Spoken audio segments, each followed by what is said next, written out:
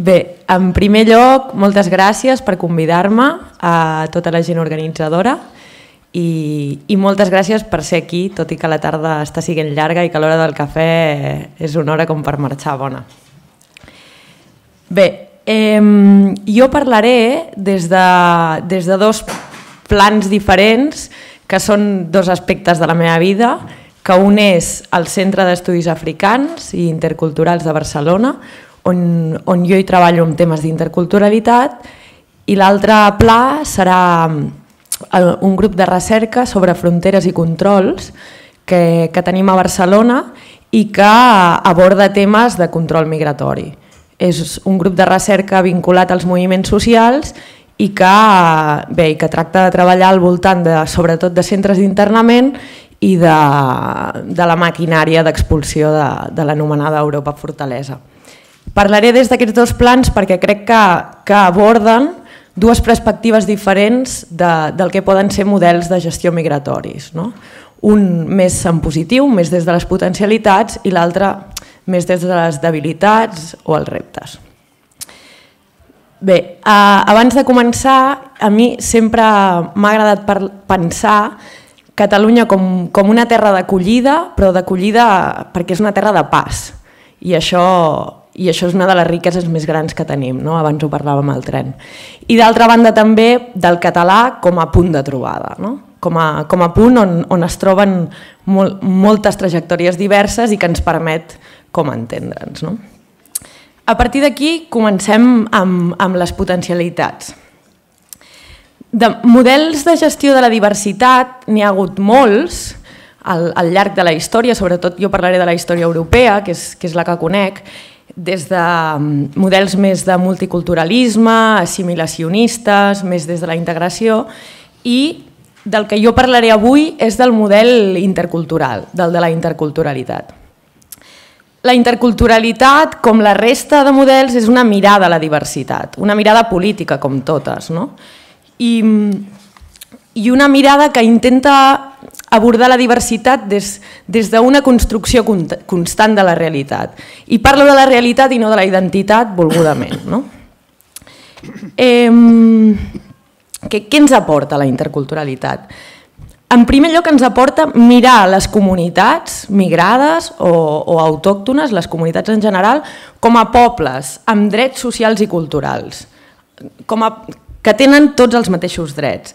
I per tant, que se surten d'aquest igualitarisme hegemònic que abordava abans l'Iñaki. O sigui, des d'una mirada que intenta escapar d'una jerarquització cultural i intenta mirar els pobles com a cultures que es relacionen d'igual a igual i que conviuen en un territori.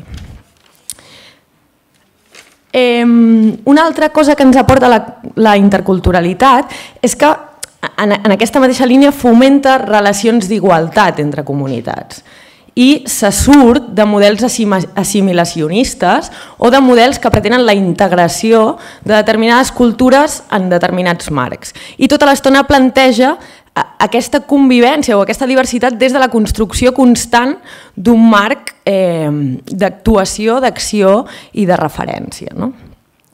Per tant, estem parlant de la construcció de la identitat comú, dels llocs comuns, dels llocs de trobada. Una diversitat que ens aporta complementarietat, que ens aporta riquesa, que també ens aporta cohesió social, perquè en el moment en què totes les persones d'un territori construïm un punt comú, ens sentim totes al mateix lloc i per tant ens sentim part de, i això ens aporta com un model que cohesiona i que ens fa relacionar-nos amb el mateix pla, que per tant genera responsabilitat col·lectiva, és una qüestió de tothom, no és una qüestió d'una comunitat que emana sobre una altra o d'una altra que s'integra, sinó que estem d'igual a igual i per tant és responsabilitat col·lectiva generar les estructures de casa nostra i les dinàmiques de casa nostra i altre cop ens aporta aquest punt de trobada comú en el que tothom hi té la seva part. Aquestes serien la meva mirada de la interculturalitat, que per mi té com molts punts potencials de la gestió de la diversitat. El que passa que també m'agradaria aportar l'altra mirada que us plantejava des d'aquestes polítiques de control, que per mi el que ens posen són limitacions, debilitats o reptes, no? Depèn de com els mirem. Per generar polítiques públiques de gestió de la diversitat sobiranes, i sobiranes estem entenent en el que la gent que vivim en un territori decidim com gestionar aquesta migració, primer de tot hem de tenir en compte quin és el marc legal vigent en el que ens trobem. D'una banda tenim la llei orgànica d'estrangeria, que depèn de l'estat espanyol i que des dels territoris d'aquest estat espanyol no podem subvertir. I això és clau, perquè totes les polítiques públiques que generem a partir d'aquí han d'emmarcar-se en aquesta llei orgànica d'estrangeria.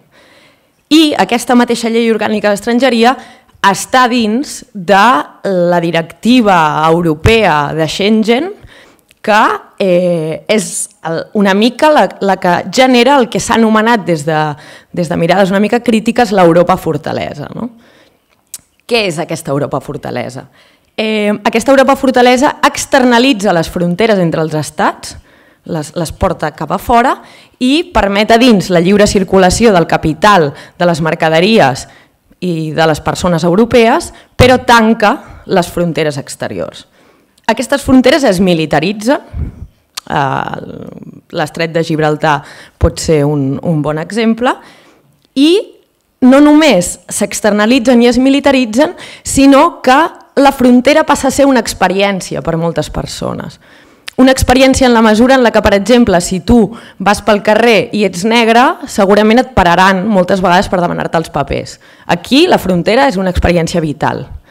És una experiència en la mesura en la que si tu no tens papers de residència pots acabar en un centre d'internament d'estrangers per aquest mateix motiu. Per tant, és cabdal aquesta Europa fortalesa, aquesta frontera present a l'hora de plantejar aquestes polítiques de gestió de la migració, perquè ens les atravessa. Aquesta Europa fortalesa també s'emmarca i se sustenta en una maquinària de deportació, en una sèrie d'estructures dinàmiques i interessos que deporten tota aquesta gent que no té papers de residència i que no compleix els estàndards legals per habitar en un territori. Per tant, què tenim? Tenim una gestió de la migració totalment economicista i vinculada als interessos del capital i del mercat de treball. I això és cabdal, si nosaltres volem construir polítiques migratòries o polítiques de gestió de la diversitat. Hem de tenir clar que des de la Unió Europea i des de l'estat espanyol se'ns imposen uns marcs que plantegen la gestió de la migració des d'aquesta mirada. I, per tant, podem concloure que les legislacions vigents vinculades a l'estrangeria són, d'entrada, discriminatòries per raons d'origen. Això em sembla una debilitat o un gran repte. En segon lloc, aquesta frontera té una perspectiva clara de classe. Si ets ric, no hi ha fronteres. En canvi, el biaix de classe fa que la gent que no té recursos, gent que migra per voluntat, però també per buscar una vida millor o un mercat de treball, pateixi la frontera. Per tant, la perspectiva de classe també és cabdal a l'hora de generar polítiques de gestió de la diversitat. En tercer lloc, i aquesta te la dedico, hem de tenir clara també la perspectiva de gènere. Jo gènere ho tinc claríssim. Claríssim. Femení des de neix. Les lleis migratòries, sobretot la llei d'estrangeria, la LOE, la llei d'estrangeria espanyola, és totalment androcèntrica, està totalment feta a la mirada de l'home. Per què parlo de llei d'estrangeria androcèntrica? Perquè la majoria de mecanismes d'accés a drets es plantegen des d'unes possibilitats i unes expectatives que es vinculen a l'home, com en la mesura de, per exemple, l'accés, o sigui, accedeixes a drets o a regularitzacions via el treball, un treball públic i un treball regularitzat. Sabem que moltes de les dones migrants a l'estat espanyol treballen, per exemple, en àmbits que no són públics o moltes vegades no són regularitzats. No em puc extendre gaire més, però si voleu després en parlem una mica més. I per concloure aquesta mirada de la perspectiva de gènere també hem de tenir en compte que la ciutadania, el concepte de ciutadania, està vinculada a l'àmbit públic. El concepte de ciutadania no està vinculat a l'àmbit privat. I aquí també tenim una discriminació envers les dones, no perquè estiguin confinades per sempre més a l'àmbit privat, però el que està clar és que la realitat de la nostra societat és androcèntrica i bastant masclista. Ja per acabar, per mi el repte cabdal a l'hora de pensar maneres de gestionar la migració és com aconseguir, com fer que la ciutadania sigui un dret i no un biaix de discriminació. Com aconseguir que el concepte de ciutadania ens faci créixer i no que generi una sèrie de grups i poblacions que siguin subalternes i estiguin totalment excloses dels drets que ens possibilita la ciutadania, com són els drets polítics, els drets socials i els drets culturals. I amb tot això he acabat i espero que hagi sigut interessant.